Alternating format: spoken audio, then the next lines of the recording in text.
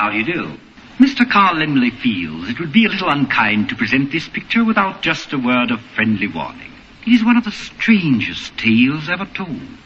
It deals with the two great mysteries of creation, life and death. I think it will thrill you. It may shock you. It might even horrify you. So if any of you feel that you do not care to subject your nerves to such a strain, now is your chance to, well, we've warned you. Correctly with the correct amount. Atomic batteries to power. Turbine speed. Got fat robots hunting down fat Albert the Cosby Kid. It sounded good at the time, but I don't see this working out now. Who the hell are you anyway? I don't know. Who is this irresistible creature who has an insatiable love for the dead? Long Shot Ken. I see this whole segment going wrong. Big Papa P. Just sitting out in the air and gathering flies. There is another dude, I forget. Dan. He didn't clone a person, he cloned a god. Ladies and gentlemen, it's time for the Loud Idiots radio broadcast, your source for comic books, sci-fi, horror, fantasy, professional wrestling, and all the various and diverse elements of geek culture. So strap yourself to your chair, pull open your ears, and grab your D20 tight, because the show is about to begin.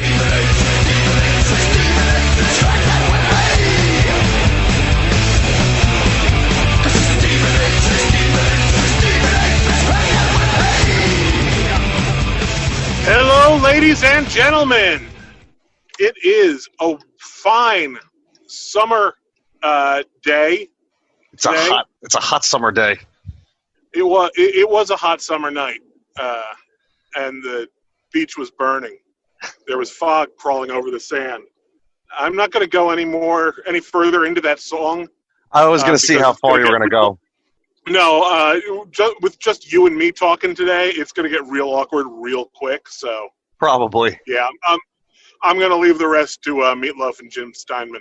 That sounds good. I agree with that. But as you say, it is very hot and steamy. Middle of the summer, everybody's got their air conditioners going. We got thunderstorms popping up all over the place. And you know what happens in the summer under those circumstances? Yeah. Blackouts. Yes. Oh, that's the worst, man. Yeah, and especially these days, you're stuck inside. There's nowhere to go out to. You get a blackout like that, and you got to figure, what are you going to do? How are you going to pass the time? There's no TV. There's no internet. Yeah, and I mean, even with tablets and cell phones, I mean, there's only so much that you can do without any kind of Wi-Fi setup nowadays. Exactly. So, fortunately, Ken and I are both very old men, and we remember a time before we had the internet and lots of instant entertainment, constant gratification at our fingertips 24/7, right? Oh, yeah, absolutely. You and I are experts. We are experts at amusing ourselves when there's no power. Yeah, we're actually not bad at amusing ourselves when there is power, too, so. Well, I mean, yeah. But, okay. Yes, but more so when there's no power. So, what we thought we'd do this week is take a look at a bunch of our favorite old games to play when you'd have a summer blackout. Yeah. Ken, do you want to start it off? I've been talking a while. Well, I mean, I don't know about old, but I can bring up something that I know that I introduced you to a couple of years ago. Us being, role-playing fantasy gamers, the Dungeons and Dragons board games. Oh yes. Not like you said, not an old one, but this is definitely a good way to do things. Yeah, I mean, they've been around for over 10 years now at this point, I think. But yeah, they are some really good, fun games. Castle Ravenloft was the first in the series, and Wrath of Ashardalon, Legend of Drizzt, and then they kept going and going. But I love the mechanics and the setup of the game. I love the cooperative aspect of playing the game. And in situations like this, if we are going to have a power outage and you're alone, you can actually play this game by yourself as well. Yeah. I wish we had this when I was much younger and the blackouts were more frequent. Yeah, it's a pretty kind of cool but basic setup. It's not an actual board per se, but it's these tiles that represent parts of a dungeon that you turn over and explore, fight monsters, and ultimately get to the goal of whatever the scenario that you're running for that game session. Mm-hmm. And it's pretty basic D&D. You have your clerics and your fighters and your magic users and your rangers, and again, for something that's simple, it's very fun and has a lot of replayability to it. Yes, absolutely. This is a great thing when you really want to play D&D, but you don't have anybody on hand who wants to be the DM. Yeah, or you don't have somebody who's got something prepared to DM. Yeah, and it's a cool setup where the game itself is the DM. The game itself is the bad guy. Yeah. Again, it's great for those unexpected blackouts. Yeah. Where, your steady DM, if he happens to be in your house with you, if you're that lucky, but your steady DM doesn't have anything prepared, you can just pull this out and play. Yeah. I mean, much, and we played so much that I actually got you to pick up your own, too, so that whenever, we're together, one of us is going to have some sort of form of this to play. Absolutely. I am looking forward to expanding my collection of this. As you pointed out recently to me, all of these D&D Adventure Series board games are compatible with one another. Correct. So you can take the heroes from one of the one game and bring them into the other games. Yeah, and you can swap stats because certain stats or abilities are on cards. You can take cards from different sets and mix them up. You can mix characters up. You can mix the tiles for the dungeons up too if you wanted to. It's really cool. It's a very cool thing that they did. I'm very happy with those. Yeah. Way to go, Wizards. Absolutely. What about you, Pete? What do you have? Well, you know what? My go-to. I went more old school. When we'd have the blackouts, what we would always reach for would be usually Monopoly. Oh yeah. Monopoly is a fabulous time sink. I don't think I have to explain how you play Monopoly. Yeah, just that game of cutthroat business dealings. It's I know everybody's going to say, oh well, it just gets people mad at each other. Well, you know what? In the blackout, you're going to get mad at each other anyway. Yeah. Well, and might as well give yourself a reason. And the nice thing with a blackout, you never know how long it's going to be, right? You don't know how, if it's going to come back within a couple minutes or if it take hours or the next day, right? So one of the cool things about that is the more people that you wind up playing that game with, the better chance you have that game's going to be going for a good couple of hours. Oh, yeah. Hey, I got a question for you, Ken. Yeah. Do you remember how many was the most people you ever played Monopoly with? What was the most amount of people I've ever played Monopoly with? I believe 4. Yeah, I'm trying to think of a circumstance when I ever played with more than 4 people. Because the way I always played, you each, essentially plunk down on one side of the board, and everybody shoves their money underneath your side of the board just to keep it in one place. Right. It becomes all neat. And I'm like, they've got like 72 pieces that come with it, or something. No, probably more like 8. Yeah. Like the thimble, the dog, the iron, the battleship, whatever. Like, whoever uses all of those? Like, what possible circumstance would you have where you would need that many game pieces? Yeah. Like, how would that even logistically work? I also don't know if how well you'd be able to spread the money out, because there is a finite amount of money in the game. No, yeah, absolutely. But yeah, that and just coming up with crazy house rules or ignoring the rules you don't like. Well, yeah, I mean, my question to you is, how did you always handle free parking? Well, we had the common house rule, I think, that goes around, which was pretty much anything, all like the fees and whatnot that went to like community chest and whatever, got put in free parking. And then if you landed on free parking, you got that.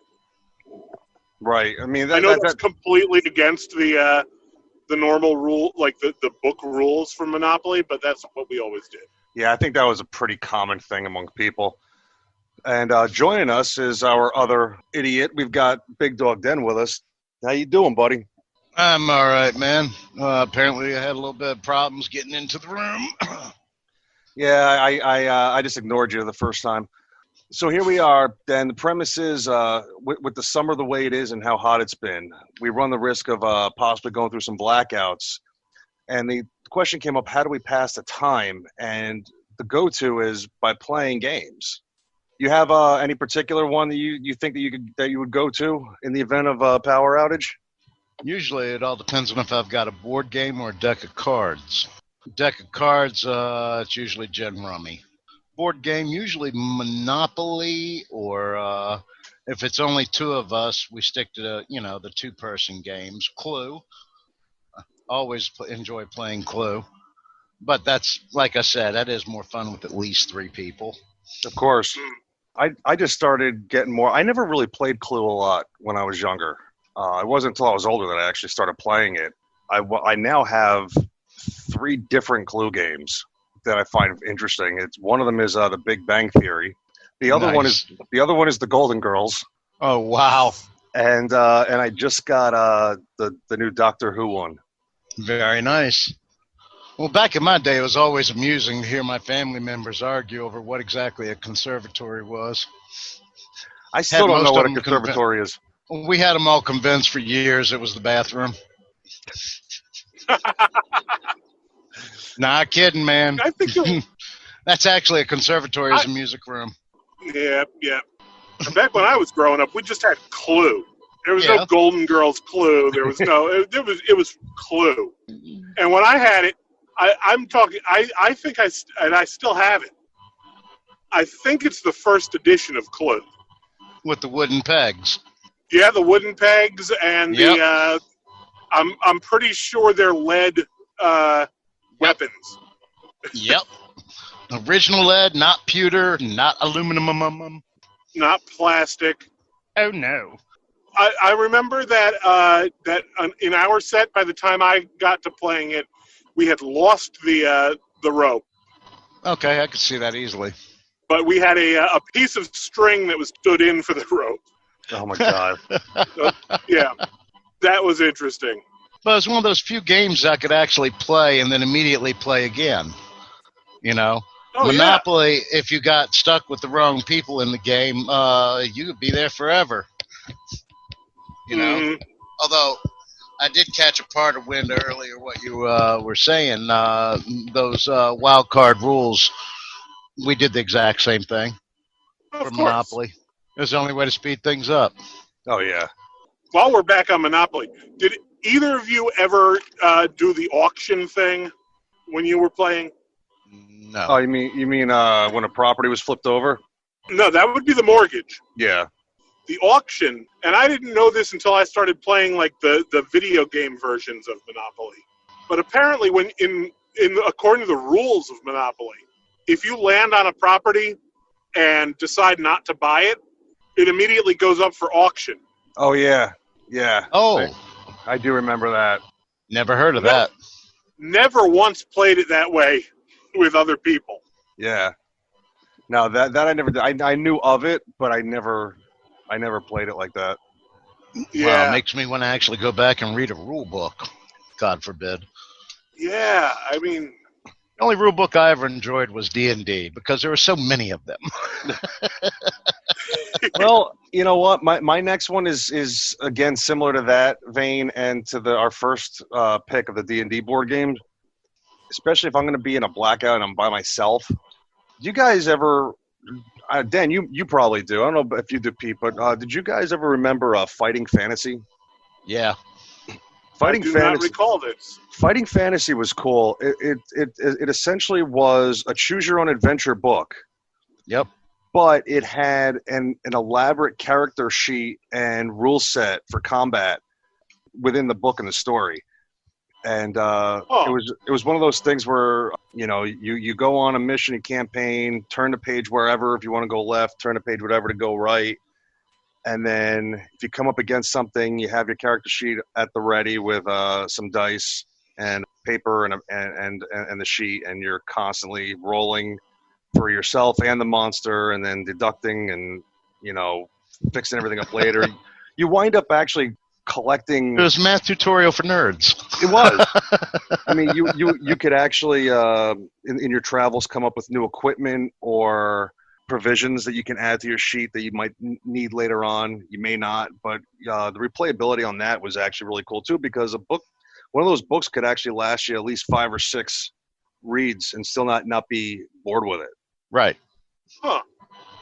And I know, Pete, you and I back in the day too did something similar. TSR did something like that for Dungeons and Dragons, but they set it up as a one-on-one where each of us would kind of go into a corner and start reading our character's story in a book.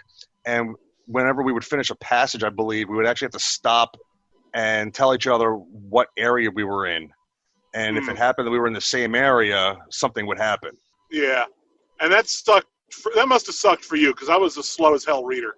I wasn't the fastest, but no, it was no, you know what it was? It just stunk when you got to a point where you only had a couple short passages, and then you don't know if the person you were playing with is going through this whole elaborate thing at the time, and you're trying to take it all in. But it was but that was a fun concept too, and I actually liked the idea of being able again to do a Dungeons and Dragons or fantasy type adventure thing alone, and you still had the feel of actually doing that tabletop game. And it wasn't just fantasy based. There were all different types of books. There were sci-fi versions. 2000 AD, the company that does Judge Dredd, had their own series like that. TSR also did the Marvel Comics version of those books. I was going to say, I remember Marvel ones. I remember a Daredevil one. Yeah.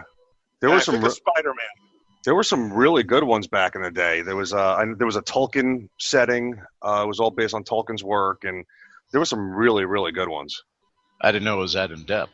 That's pretty cool. I mean, Fighting Fantasy was pretty much the granddaddy of all of them, and then once that hit, like all these companies were just doing their own. All these publishing houses were doing their own thing.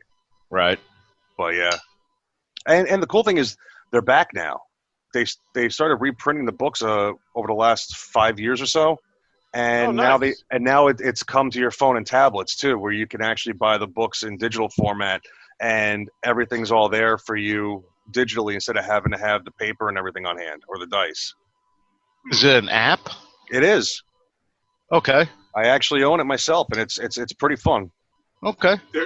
There is in fact an app for that. Yep. So Fighting Fantasy. I'm sorry. Go ahead, I don't know why it popped into my head when you were first describing this, but I wish they would do this with like real books, like regular books. Turn them into that. Yeah. I mean, like, I'm going through this really cool adventure, but man, Gatsby's stats suck. I don't want to deter the topic, but because we're on the topic of like the whole choose your own adventure thing, has anybody heard about the new DC animated film that's coming out that wound up premiering a trailer last week at San Diego Comic-Con online? No. They're doing Batman Death in the Family. And okay. I was trying to figure out how this fit into Choose Your Own Adventure. And one of the first things that opens up is it's that famous scene with the Joker beating up Jason Todd. And at one point the movie stops, and you have 3 choices to decide his fate. And once you do that, the movie continues. But later on too, there's also things that you can it makes you stop and choose something, so you don't watch the movie the same way at once. Huh? It sounds like it could be pretty cool. Could be. It does. It's like the Kimmy Schmidt movie that Netflix did.